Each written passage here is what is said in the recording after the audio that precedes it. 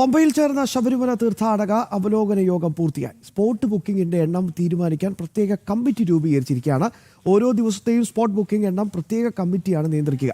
Police coordinator, executive officer, special commissioner എന്നിവർ ചേർന്ന് ഓരോ ദിവസത്തെ സ്പോട്ട് ബുക്കിംഗും തീരുമാനിക്കും. ദിവസവേതനക്കാരെ കൂടുതൽ നിയമിക്കാനും ദേവസ്വം മന്ത്രിയുടെ നേതൃത്വത്തിൽ ചേർന്ന യോഗത്തിൽ തീരുമാനം. വിവരങ്ങളുമായി ഞങ്ങളുടെ പ്രതിനിധി മിഥുൻ മുരളി ചേരുകയാണ്. മിഥുൻ, ബേസിക് ആയിട്ട് ബഹുമാനപ്പെട്ട ഹൈക്കോടതി കൃത്യമായി തന്നെ ചൂണ്ടിക്കാണിച്ച ഒരുപാട് പ്രശ്നങ്ങളുണ്ട്. അവിടെ ബാത്റൂമുകൾ ശുചീകരിക്കാൻ ആളില്ല, കുടിവെള്ളം കൊടുക്കാനുള്ള സംവിധാനങ്ങളില്ല, തിരക്ക് നിയന്ത്രിക്കാനുള്ള ഇഷ്യൂസ്, അങ്ങനെ ഒരുപാട് കാര്യങ്ങൾ. അതിലേക്ക് ഏതെങ്കിലും രീതിയിലൊരു തീരുമാനം ഉണ്ടാകുന്നുണ്ടോ ഈ അവലോകന യോഗത്തിൽ?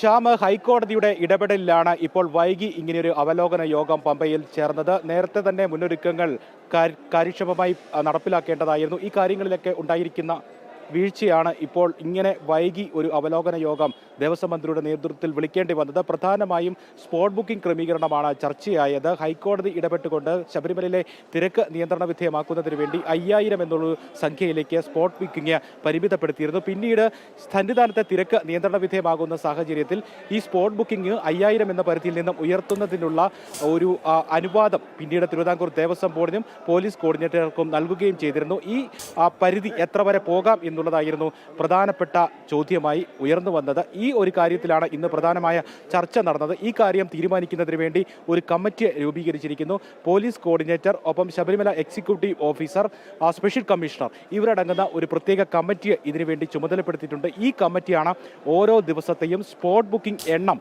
എത്ര വരെ പോകാം എന്നുള്ള കാര്യത്തിൽ തീരുമാനമെടുക്കുന്നത്.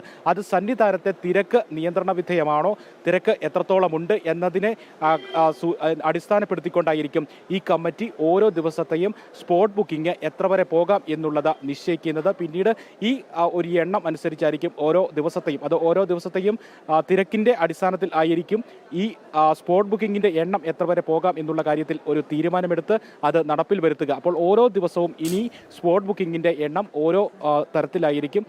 ഒരു ദിവസം ഉണ്ടാകുന്ന എണ്ണമായിരിക്കില്ല അടുത്ത ദിവസം. അത് സന്നിധാനത്തെ തിരക്കുമായി ബന്ധപ്പെട്ട്, നിയന്ത്രണവുമായി ബന്ധപ്പെട്ട് ഇരിക്കുമെന്നുള്ളതാണ് ഇന്ന് ചേർന്ന അവലോകന യോഗത്തിൽ ഉണ്ടായിരിക്കുന്ന പ്രധാനപ്പെട്ട നടപടി.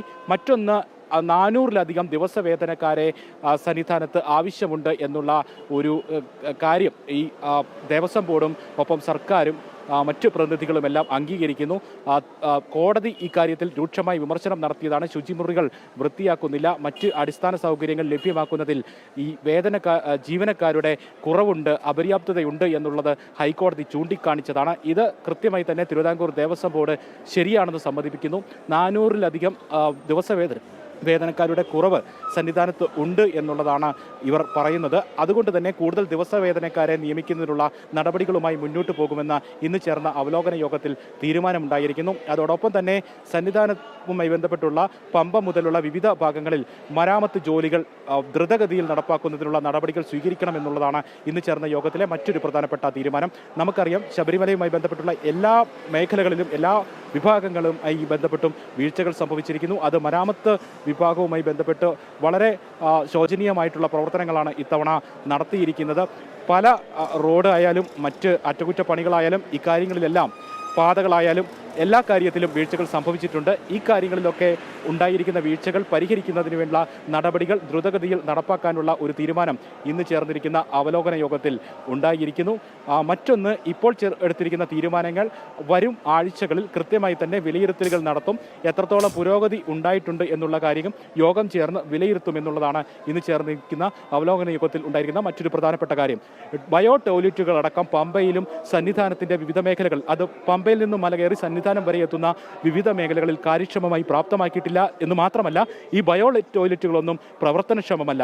ഈ കാര്യവും ഹൈക്കോടതി ചൂണ്ടിക്കാണിച്ചതാണ്. ഇതിലും കാര്യക്ഷമമായ ഇടപെടൽ, അടിസ്ഥാന സൗകര്യ അപര്യാപ്തതകളിൽ ഇടപെടലുകൾ, പെട്ടെന്നുള്ള മുന്നൊരുക്കങ്ങൾ ഉണ്ടാകണം എന്നുള്ള ഒരു കാര്യമാണ് ഇന്ന് ചേർന്നിരിക്കുന്ന അവലോകന യോഗത്തിൽ ഉണ്ടായിരിക്കുന്ന മറ്റൊരു പ്രധാനപ്പെട്ട തീരുമാനം. ചുരുക്കം പറഞ്ഞു കഴിഞ്ഞാൽ, മുന്നൊരുക്കങ്ങളെല്ലാം പാളി എന്നുള്ളത് തിരുവിതാംകൂർ ദേവസ്വം ബോർഡും സർക്കാരും തുറന്നു സമ്മതിക്കുന്ന ഒരു അവലോകന യോഗമായിരുന്നു ഇന്ന്.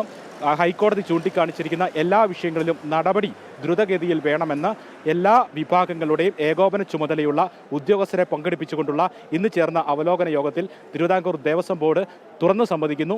മാറ്റം ഉണ്ടാകണം. ദേവസ്വം മന്ത്രിയുടെ നേതൃത്വത്തിൽ ചേർന്ന ആ അവലോകന യോഗത്തിൽ ദ്രുതഗതിയിലുള്ള മാറ്റങ്ങൾ എല്ലാ തീരുമാനങ്ങളിലും ഉണ്ടാകണം എന്നുള്ള ഒരു തീരുമാനമെടുത്തുകൊണ്ടാണ് ഈ യോഗം ഇന്ന് അവസാനിച്ചിരിക്കുന്നത്. വീഴ്ച തുറന്നു സമ്മതിക്കുന്ന ഹൈക്കോടതി വടിയെടുത്ത് രൂക്ഷ വിമർശനം നടത്തിയ കാര്യങ്ങളെല്ലാം ശരിയാണ് എന്ന് ഉറപ്പുവരുത്തുന്ന ഒരു യോഗമാണ് ഇപ്പോൾ അവസാനിച്ചിരിക്കുന്നത്. ദേവസ്വം മന്ത്രിയുടെ നേതൃത്വത്തിൽ ആഴ്ചകൾക്ക് മുൻപ് ചേരേണ്ട യോഗം വൈകി ചേർന്ന് ഇനി മുന്നൊരുക്കങ്ങൾ വേഗത്തിലാക്കാം എന്നുള്ള ഒരു തീരുമാനത്തിൽ അവസാനിച്ചിരിക്കുകയാണ് പമ്പയിലെ യോഗം. മിഥുൻ മുരളിയാണ് വിശദാംശങ്ങൾ നൽകിയത്.